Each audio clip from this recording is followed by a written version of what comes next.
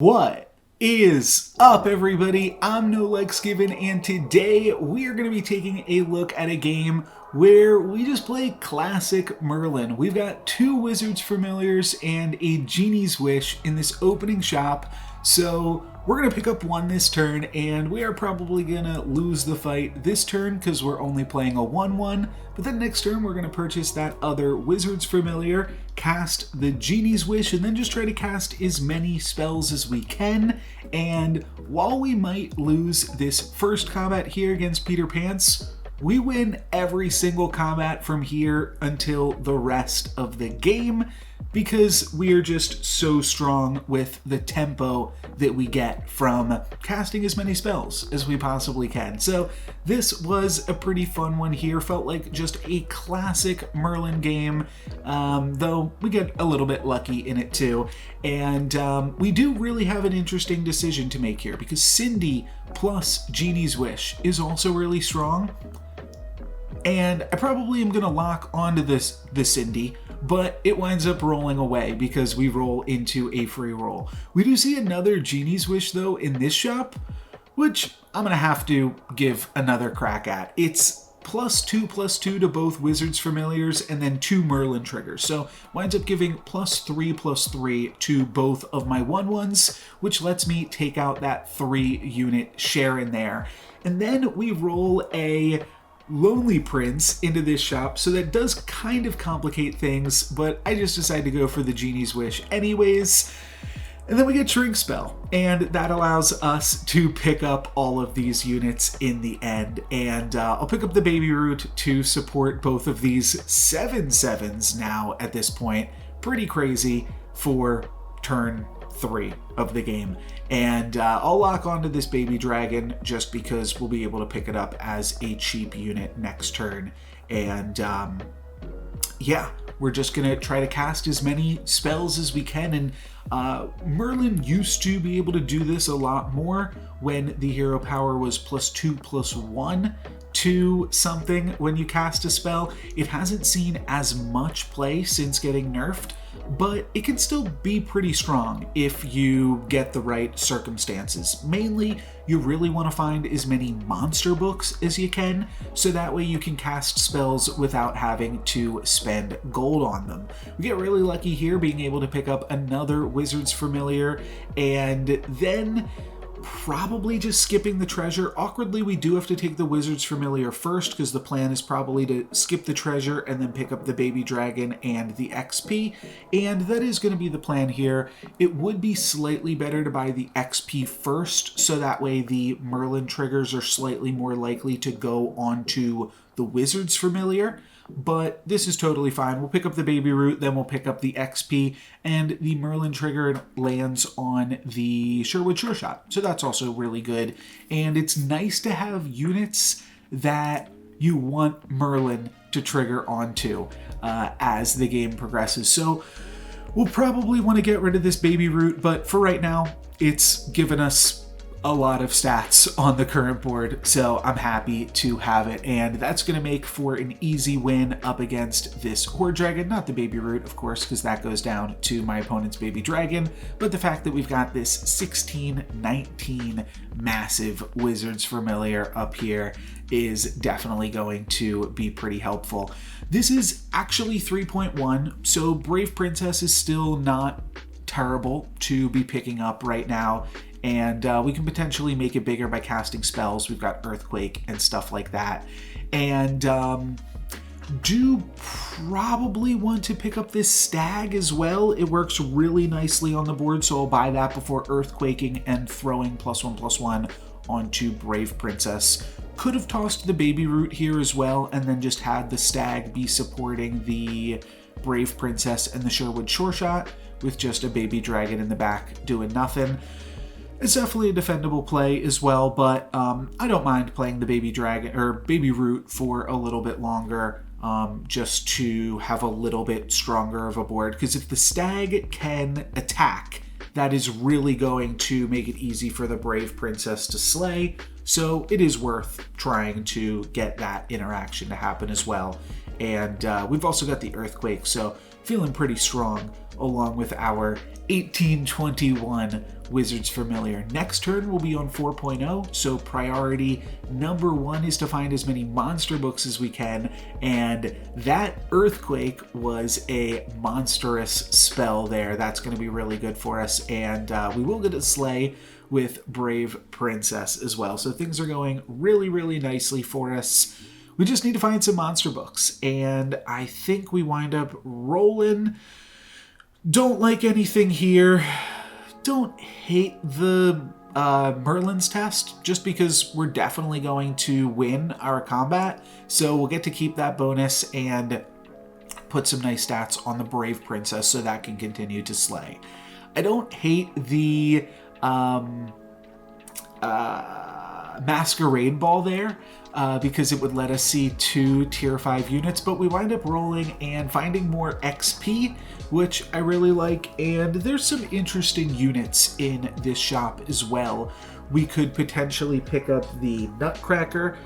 We are some XP ahead of the rest of the lobby, and Nutcracker's not a horrible unit to have your Merlin triggers go on to. And then we also could potentially pick up like the Friendly Spirit as well, which obviously it's really good. Or we could just pick up the XP and then roll 1 or 2 times and try to find a monster book. That's also definitely a defendable strategy, but I know that I feel strong enough right now that I at least want to prioritize picking up XP. Maybe we will transition into trees later on, just with our huge lead that Merlin is giving us. I definitely think that is an angle that we could explore this game as well. But we'll see what happens, what other stuff we are able to find. Brave Princess is going to be able to find a Slay, so that's really nice, and almost could have gotten a second Slay there, but not going to be so lucky. Do think, yeah, we'll want to grab this XP, and I'm thinking Nutcracker. There's no way. Oh, I could sell a bunch of stuff. I could sell the Stag, the yeah, I could play a whole bunch of units down if I really just wanted like to pick up the Friendly Spirit, but I don't think it's worth it. And I think the Stag is actually doing reasonable work on the board, as is the Baby Root. The Stag is helping the Brave Princess slay, and then the Baby Root is helping the Nutcracker get triggers and survive. So definitely worth, I think, hanging on to both of those two. Just to give us slightly stronger board in terms of pursuing various treasures. Wound up making a slight change at the end because my opponent has got, they're playing Sadrak, and I didn't want to, I figured they might have like a large ranged unit in the front that could chunk our Wizards Familiar, and they do have a pretty large Spellweaver. It winds up getting chunked by a Lightning Dragon, but that's actually totally defendable because we take out the Lightning Dragon in doing so. It's just that free damage from a ranged unit off Sadrak that can be a little bit annoying, but not annoying. We're going to get the Slay with Brave Princess, and we're going to get Crystal Ball. So that's going to be really good, allow us to cast a bunch more spells. I'll go for Shard of the Ice Queen on Brave Princess, hoping to get Spellweaver, but not going to be that lucky in this one. And then we'll go for Sugar and Spice onto the Nutcracker. And yeah, this is great. I'm just going to wind up casting a bunch of spells this turn, just trying to stay as strong as possible as I can at every point throughout this game, and keep the tempo rolling here. We're up 2 XP on the rest of the lobby, so do have to figure out what we want to do with that lead. It would be really good to find an Aeon, and then we still haven't found a monster book, so that can also be really good. I am going to pick up another Wizards Familiar right now. Probably want to get rid of the Baby Root eventually, though I'm going to hang on to it for a little bit longer as we still have the Nutcracker to complete. Then we finally find that monster book, so that's pretty sweet. We can cast the Healing Potion here just to give something +1/+1, and yeah, definitely want to grab the monster book. It's honestly less useful now that we have Crystal Ball. we probably would rather find Aeon, but Monster Book is still just so good when you are playing Merlin that I definitely want to lock for it. My opponent casts Falling Stars because they've got a pair of Darkwood Creepers, but we've got an upgraded Darkwood Creeper now, so that actually gives us some nice stats as well, and also helps towards completing our Nutcracker. So that is really good, and that is going to give us a tier 4 treasure, and we find Forking Rod. So the luck definitely continues here. We'll get to pick up Monster Book, and then probably going to sell out of this baby root now, just because we're going to be throwing around a bunch of Merlin triggers. So I want to make sure that those are going to be landing on the things that we want them to land on, which is the units that we're going to be keeping around for the longest here. I'll do some more rolls. Could have picked up one of these kidnaps, but gonna see what else I can find. Could go for Genie's Wish here as well. That is gonna cast 4 spells, so that'll give a bunch of extra stats to the board, and does give us a kidnap in there as well. So yeah, that's just a ton of stats, way too much to pass up. And then we've got this Frog Prince that isn't really doing too much, but it's not hurting us that much either. We'll see what we can do with it in a future turn. Oh, I like this play as well. Switch the Sherwood Shore Shot to the front line. Maybe it dies to Earthquake, but this protects our bigger ranged unit, which is the Shadow Assassin. I care a little bit more about that one. And yeah, gonna try to pick up Aeon, and going to try to just cast as many spells as possible. And I was actually just about to point out that we do have some synergies with the Darkwood Creeper, because Monster Book is pretty likely to cast Falling Stars, though my opponent's Monster Book actually winds up casting Falling Stars for us. So thank you, Sharon. We'll reward you by only hitting you for 13 damage, and then we'll go back into the turn. I think about buying this golden chicken, but I sell it back so that we can cast some more spells before we pick it up, and that way we don't have to worry about the golden chicken taking up any of our bonuses. Meanwhile, we also got a Monster Book off of that kidnap, so now we can take an upgraded Monster Book and grab a tier 4 treasure as well. And Deck of Many Things. I was just going to say, I don't think there's really, I mean, well, Horn would be really good. The Horn that makes your spells cost 1 less, that would be pretty decent. But definitely happy to pick up Deck of Many Things, and then I'll grab Lancelot and cast a Burning Palm on Lance. So that's pretty sweet. Hopefully we can get like some spells from this Monster Book or Deck of Many Things to aid in getting Lancelot online, but even if we don't, we've got Potion of Heroism for Lancelot next turn. That'll put it to 21.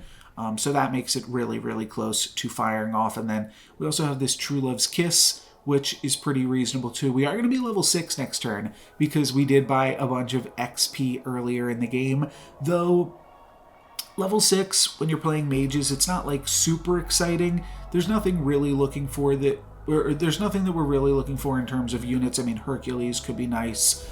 Storm King could obviously be nice because of how many spells we've cast this game, but it's not like we really need those things. We're also just doing fine as is. This Curse King has also purchased a ton of XP, and they're gonna, I mean, get close, but we're still really, really strong here, and going to walk away from this one with a win, though it does get close, like I said. But that lets them survive. They get to stay at 3 HP, so they just have to make sure to cast a spell every turn. And then I pick up Cinderella. That is basically just free econ, because we'll cast 2 spells and then we'll sell her. I do really strongly consider the Evil Twin on the Lancelot here, but I am going to hold off on that for the time being. We'll activate the Cinderella. Ring of Meteors, definitely worth considering, but I am going to not go for it. And then we could True Love's Kiss something here. I do consider, do I want to True Love's Kiss the Cinderella or anything? And yeah, let's sell that out if we're not going to do it. And then we can cast some spells. Lancelot now up to 23, so really close close to activating. And again, I'm just putting all of my cash into spells at this point in the game. And we find a Spell Weaver actually, and we also find a Falling Stars, which is really good with our Creeper that we have, like I have been saying.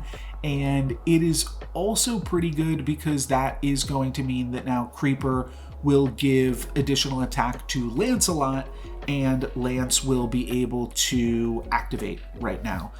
So that's nice. And the Spellweaver will get a little bit big as well.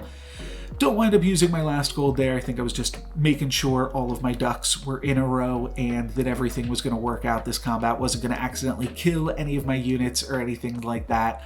Yeah, Lancelot's going to activate, and then it's going to get the Slay. And this Horde Dragon is, they've got Mirror, so that could be a little bit scary, but we did take out basically both of their hippocampuses, so that's really not going to make them too much of a threat at this point.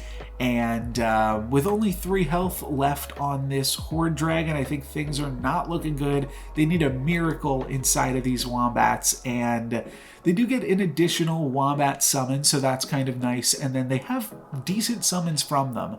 Friendly Spirit and then Mummy, that's probably the best thing that they could have asked for, but it is not going to be enough, and they are going to go down to the might of our spells, despite putting up a pretty good fight there. We get to grab a tier 5 treasure, and I don't think any of these do more than what we already have.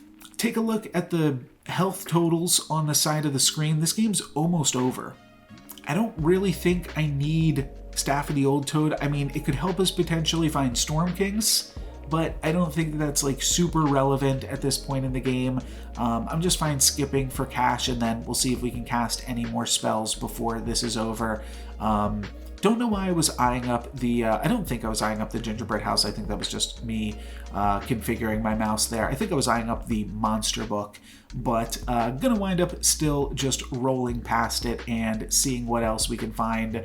Merlin's Test, not super exciting, but could provide a little bit more stats to the board. So I'll go for that on my Wizard's Familiar, and then, or on my Spellweaver, and then I find the aforementioned Storm King. I try to cast the Earthquake at the last second, but it doesn't work, and it's probably for the best, because that could have just triggered some Grim Souls or something like that. We end up getting a Shrivel on one of my opponent's units, which takes out a lot of their early power, and then they do cast some spells for Monster Book, but that's just not going to be enough. We are also going to be casting some spells with our Monster Book, and we also have this huge Storm King on the front line now, so that is going to be enough to deal 9 damage to my opponent, and now we've got a bye up against the Ghost.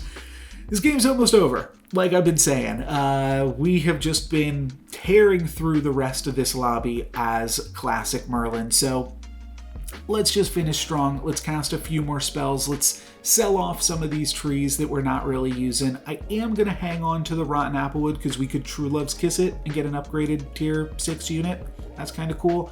But at the same time, like, it is also, like, it just took away +1/+1 from something else, and we're not going to wind up playing it. I could have locked that Pigomorph, especially as we are up against the Trophy Hunter, you'd have to imagine, next turn. But here I am going to sell off the Rotten Applewood just to get a little bit more stats on everything and cast this Merlin's Test up against the Ghost, and I think that's a pretty reasonable play. I should have cast the Pigomorph against the Trophy Hunter last time we played against them too. I just didn't notice, and have to imagine that they are going to be our final opponent here. We could potentially sell 2 of our units, like the Lancelot and the Shadow Assassin, to double kidnap against the Sharon and potentially steal 2 upgraded monster books. At this point, we would have stolen 2 upgraded mummies. But yeah, it was definitely at least something silly we could have done. No reason to go for it though. We'll just continue to play these strong units while we can. And hopefully, yeah, we're not even going to lose our monster book here up against the Ghost, so we lose a little bit of potential stats there. But here we are, final battle up against Trophy Hunter. this is basically what I thought was gonna happen here. Just looking for one more sweet spell to finish off the game, or right, we're balling as well, so we can cast a few more sweet spells. We'll shard our lance into an Oni King, so we've got some Oni King shenanigans of our own, and then we will just cast some Worm Roots and get some additional stats here. Lightning Bolt isn't super exciting against this Trophy Hunter because everything has just above 10 in their back row. I don't think it's the worst spell to cast, but I'm going to decline to do so, and then just cast a few more spells after rolling a, what was that, a Magic Research, a Luna's Grace, and a Candy Rain, just to get a little bit more stats in here. Then we'll roll one last time, and that's gonna be it.